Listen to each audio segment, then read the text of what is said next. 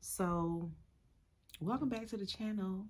I wanted y'all to get these raw and real reaction to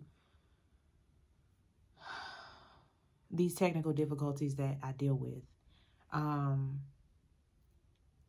We just got home from, the whole out and about thing, brunch, that sort of thing. And I said, oh, I'm all did up, makeup already on, got a little look together. Let me sit down and do my PowerBookII review. And so I sit down here and try to pull up my notes on my MacBook, and I don't see them. And normally what I put in my notes on my phone, they automatically show up here. And so today, however, I sat down to do that and I didn't see them. So then I went back to the phone and I said, okay, it's there on the phone. And all I did, actually, I didn't do anything. I opened it on my phone and then it was just gone. It just completely just deleted itself, just went away, completely gone. Like I didn't make the note or anything like that. I go to my recently deleted notes. It's not there. So the notes that I took, 2 days worth of notes, because it took me 2 days to complete them, and they're gone. So of course I just sat here and cried, because when this kind of stuff happens, it's just, what else can I do but shed a tear? Because I can't just throw my computer across the room, the phone or whatever, what have you. I can't just take it out on my devices or whatever. But I am upset because this isn't the first time that this has happened. I have been in a full-on session with my acting coach, and my monologue or whatever we're working on just disappears.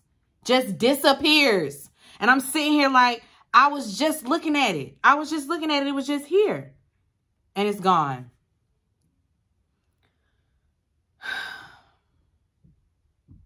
So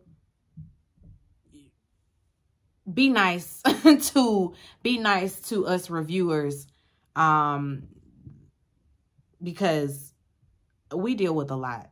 We do, not even us reviewers, content creators in general, we deal with a lot as it relates to the technology of it all. Because it just sometimes just, oh, I don't want to work today. Oh, today I'm just going to delete all your notes. Sorry. Don't know where they are. Don't know how you're going to find them. It's gone. I didn't press delete. I didn't hit anything. I literally opened it up on the phone and then it just bloop, disappeared. So I don't have any notes for PowerBookII, and we're not watching it over to retake the notes. I'm just going to have to go off the top of the head. For episode 2, however, we're going to get the correct notes, and this better not happen again. This better not happen again, because y'all already know I just won't do it. I just won't do it. I can't even give you a blow by blow, because I really don't remember. I really don't remember, how we started this thing, what went on. It's just going to have to be a little summary. And I do apologize if you came here and you thought you was going to get the blow by blow from beginning to end, recap type of review. Nah, this is just going to be a regular old review of the episode, and what I can remember. From what I can remember, we left off with Tariq saying goodbye to his mother. All episode long, Tariq was putting his battery in and out of that phone just to make sure, just to see if Tasha had sent him a message, if she had reached out, and she hasn't reached out because Tasha is over there, on Queens. She's got a whole nother life going on over there. She's in a rap group. She's a lesbian. Tasha's living her life. She's living her life doing something else. And so, no, she will not be returning the text, Tariq. You might as well just let that go. Tariq and Brayden, you know, they're back cool. Brayden wants Tariq to come to a hunting trip with him and his family. Brayden don't want to go himself, but he would rather have a friend there, you know, to help ease it all. They're going to go hunt deers, and Brayden ain't even with it at all. Brayden just ain't with the whole Western, he ain't trying to live up to that name the way that his father wants him to, the way that Trace is living up to it. Brayden just ain't with it. Brayden just want to sell his dope, you know, go to college, sell his dope with Tariq, and live his life. He doesn't want to be a Weston the way the Westons want him to be a Weston. Let me see. Monet. Monet is worried about she's worried about her children now. I guess it took Drew getting shot for her to care. So now her thing is, we are going to have to find some type of exit plan, and she has a plan in mind, and it's Zeke. You know, she's going to have Zeke enter into the draft, and from there the family is going to go to the top. You know, they're going to go with him everywhere he goes. She says that everywhere he goes, everywhere the team goes, they gonna be there.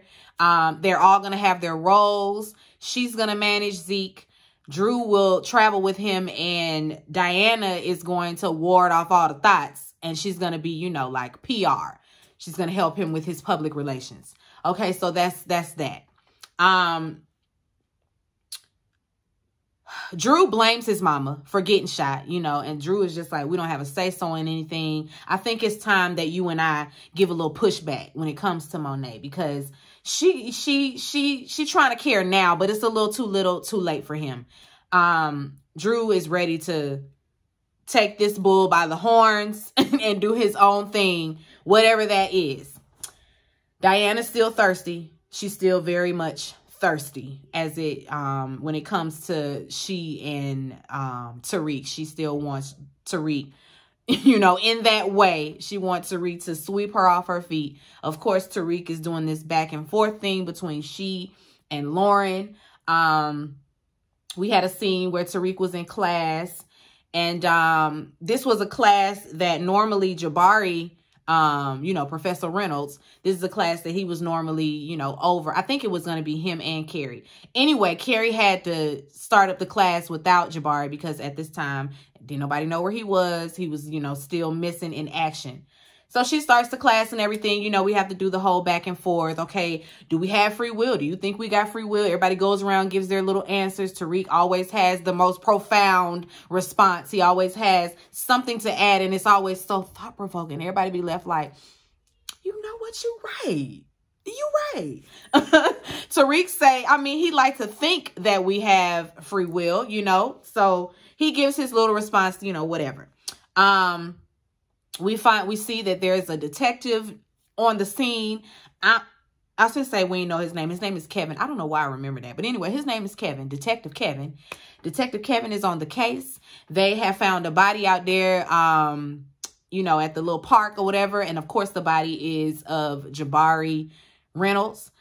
And so now we're on the case. They found Ramirez's gun. We all know that was Tariq and Kane's doing. He killed Jabari with Ramirez's gun. And so they thought that it would tie it back to him and that nobody would even be looking at nobody on campus, all that. Okay. Detective Kevin happens to know Carrie. He's an old friend of hers. And she walking down the street on the phone with a friend. I don't know. She's telling them, okay, yeah, girl, I'm done. I'm done with Jabari. I'm done with Zeke, all that. I think I might got me somebody new. He might be the one. Like, she's really, Carrie falls in love fast. It's almost like you can't even look her way. And she gonna think y'all go together. So Carrie feel like she and this detective guy are going to ride off in the sunset. So, you know, she gets off the phone with her friend because she's meeting up with him. And, you know, she asks him, okay, do you want to go inside here at the restaurant that they were standing outside of? And he says, no, you know what? I'm going to take you somewhere else. He takes this girl down to the morgue to identify Jabari. I mean, just really blindsided her with the death of her coworker / ex-boo thing.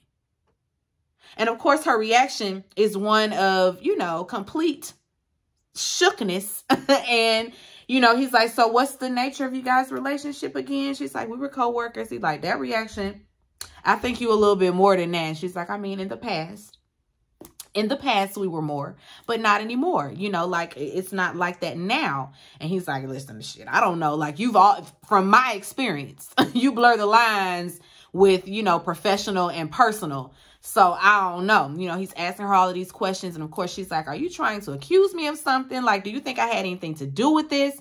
And, he says that, you know, we were investigating.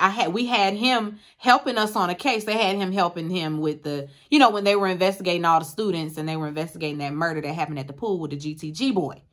And so that's still lingering on campus. And now Professor Reynolds is dead. And this detective feels like the two, you know, are linked. And so they are. But they think Tariq and Kane, their plan is, you know, not going as planned, because they thought that, okay, once they found Ramirez's gun, that they would just automatically assume he did it and, you know, ran for it. There was a cop on the scene that actually did think that, you know, he was like, well, this is Ramirez's gun. Do you think that he just, you know, you think he killed this guy in Fleet Town? You know, do you think he did that? The Detective Kevin, he's not easily persuaded. He already got his sights on, it's somebody on this campus. It's definitely somebody on the campus. Okay, Monet, everybody ends up finding out about Jabari's death, you know. Everybody on the campus, everybody around. Tariq has to pretend he's all shocked and surprised when he finds out. You know, he has to act all, oh no. Oh my God, how did this happen? Oh no. He has to put on his really good acting skills for the people so nobody suspects him at all. Brayden has, this is all out of order, guys. I'm so sorry. I've already given the disclaimer, but for those of you who might not have, who might have missed the disclaimer, we ain't got no notes today. So I'm really trying to grasp at the straws as they come. Tariq on this hunting trip, he and Brayden, they go on their little hunting trip. And before that, they had dinner. Or it was some kind of cocktail party that his parents were having. And Brayden invited Tariq, because, you know, Brayden don't like to do these things. And he, you know, he barely getting along with Trace and his sister. Brayden and his sister, they're alike in the fact that they know that their family is full of shit. And it's, you know, they're aware of the privilege. They're aware of all of it. And they would, you know, they would much rather be doing something else. But anyway, they're at the party. And one of Brayden's father's friends is at the party. He is a congressman. His name is Congressman... Damn. What is the man name? It's Congressman... Oh, my God. It starts with an S.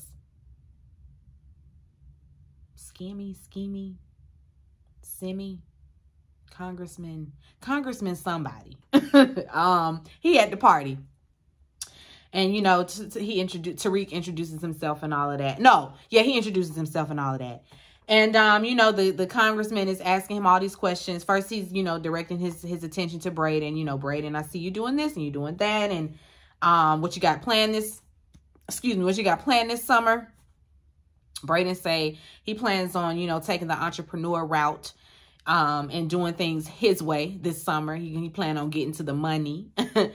And the congressman says, oh, and no, it's Brayden's daddy that's like, oh, and your friend Terrell. How long Brayden been friends with Tariq? And you still ain't put his name to memory? You still want to just throw out any old black name you can think of? Okay, daddy.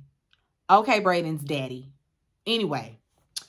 The congressman asked him, you know, oh, so you're his friend. You know, it's nice to see, that the school is, you know, recruiting the young black folk. In layman's term, that's what he was saying. I'm so happy that the school is recruiting the black kids.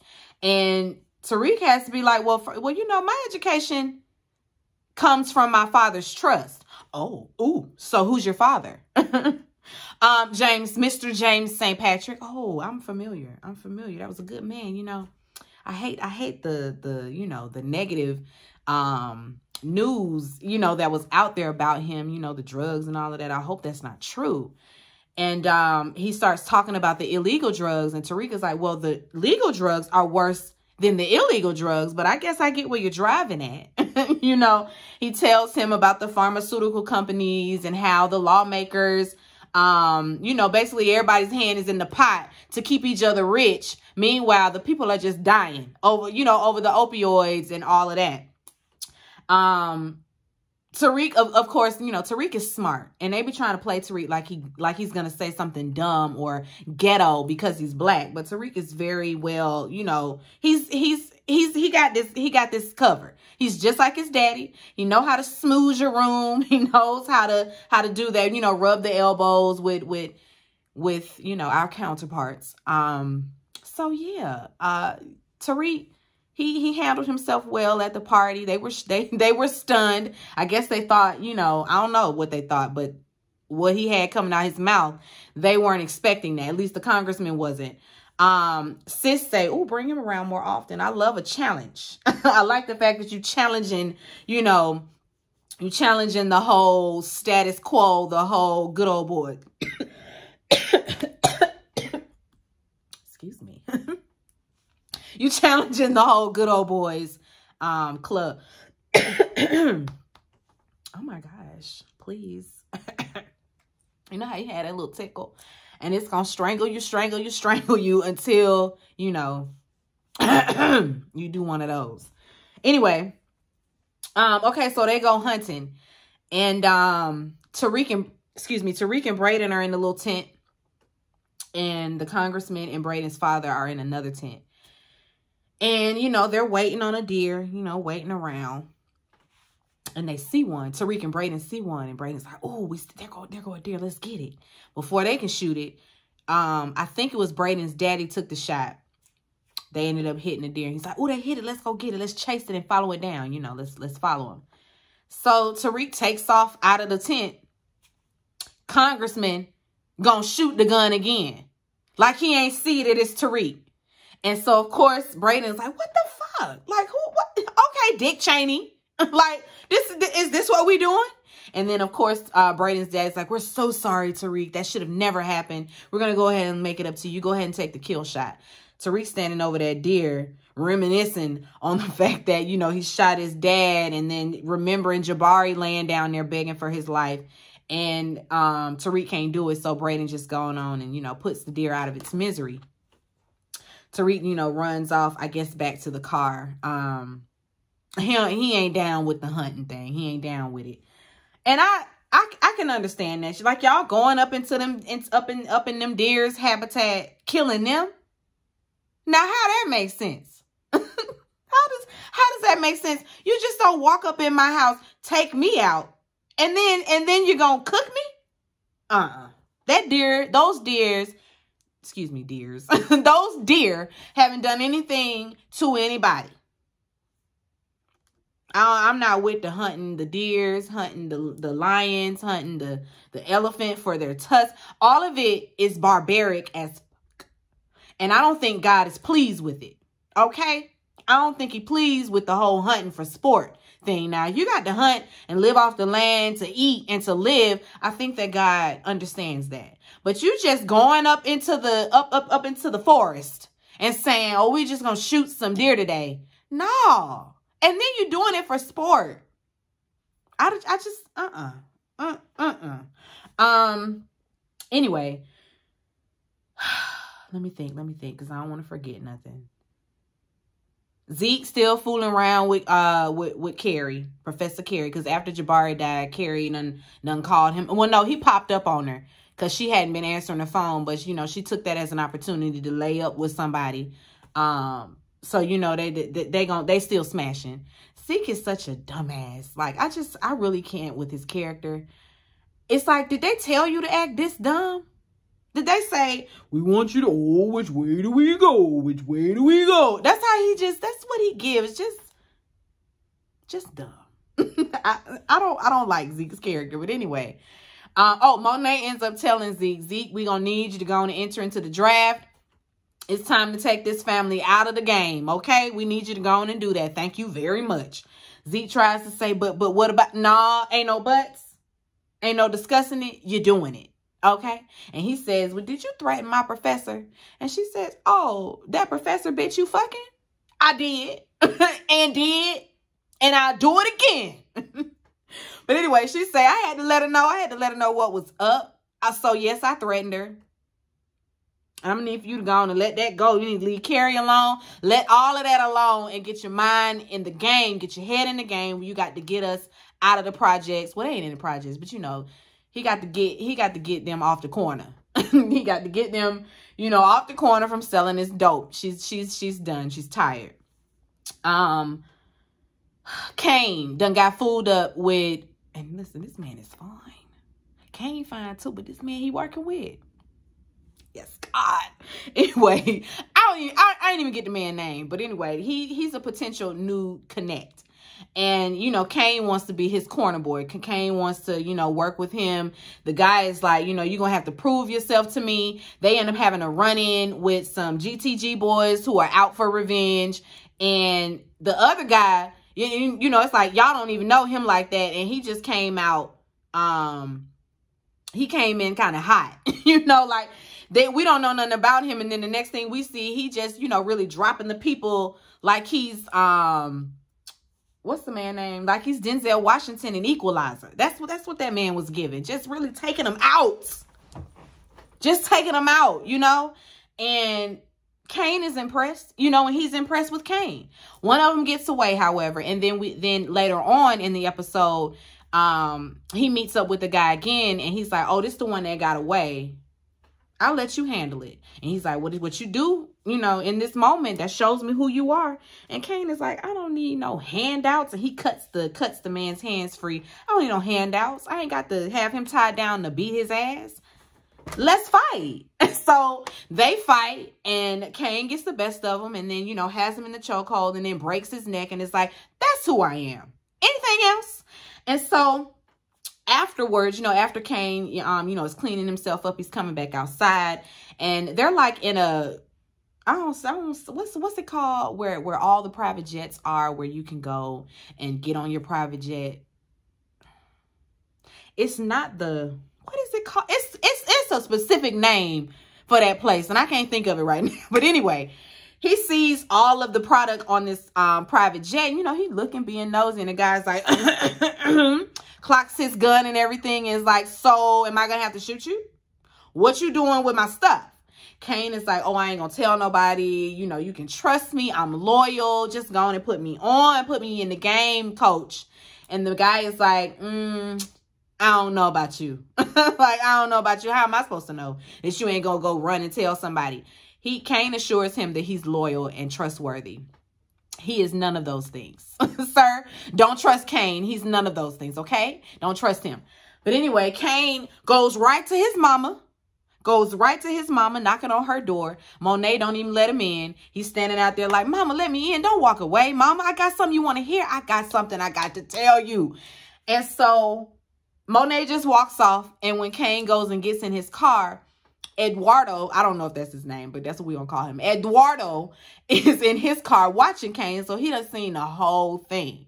So, yeah, like I said before, sir, you can't trust Kane. Kane done went right over there to his mama to tell his mama about this man. And for all we know, he a plant. For all we know, because we didn't see him last season, so for all we know, he's an implant. Who is he? I feel like he was sit there by Monet's husband.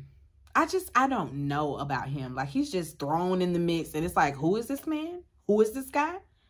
Remind me if I just forgot him, but I don't remember him from the first season. Anyway, Tariq, like I said, has been still trying to get in contact with Tasha. And so this very last time that he does, he gets a phone call. It's from an unknown number, and his dumbass answers it. And when he answers it, he don't hear nothing. And then the person is like, this is Detective Kevin from the NYPD. Who is this? And it's crickets, you know. Of course, automatically Tariq is like, immediately no. And he just hangs up the phone. But it's like, oh, they got you. Because, of course, once he answered that phone, it pinged to a tower right there at the school. And so now they know it's definitely somebody at that school. So it's like, oh, ain't no need to look anywhere else. It's somebody on that campus. And now they're going to be back at the campus questioning everybody. All of Jabari's client, I mean, not his clients, but all of his students. It's going to be bad. It's going to be bad. Hopefully Tariq don't have to shoot nobody else. But he in some mess. He in some mess with this. I think that I remembered everything important. That is. I don't think I forgot nothing. I hope not. If I did, y'all will tell me in the comments. I'm so sorry again that these notes were not available today for me to give you guys a good review. I still feel like it was a good review. It was just all over the place. It was just all over the place. I enjoyed it. I like PowerBookII. I'm not watching what's the other one where it's about Tasha and them as kids? I ain't watching that one. But PowerBookII, where we got Tariq and them, I'm on board. I'm on board with that. So yeah, I'll be back again. I'm gonna try to get you guys, like, I'm gonna be back on this week. These children going back to school, so there is no excuse for tardiness or anything like that. So we will be back to our regularly scheduled program. I'm gonna try to have PowerBookII up for you guys tomorrow, as well as Potomac. Y'all watching Salt Lake City? It's getting good, y'all. I wish that y'all was watching the reviews, I should say.